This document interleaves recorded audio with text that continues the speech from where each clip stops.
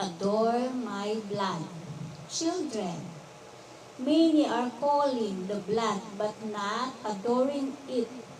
All who adore my precious blood consoles my Father who mostly loves the Son. As you adore my blood, the pains of my sacred heart get lesser. The sorrowful heart of my mother will also be consoled. Ayun, marami daw po ang tumatawag sa precious blood. Pero hindi ito ina-adore. So, di ba po yung, di ba, through the precious blood of Jesus, yung mga prayers na tinatawag ang precious blood ng ating Panginoon.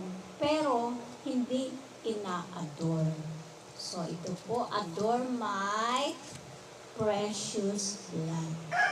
Kailangan itong i-adore.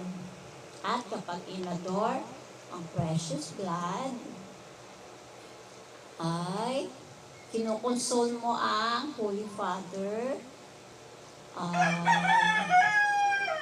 ang pains ng Sacred Heart ay magle-lesser at ang sorrowful heart ng Blessed Mother ay makukonsol din. So ito po, through the chaplet of the precious blood. Ayun po.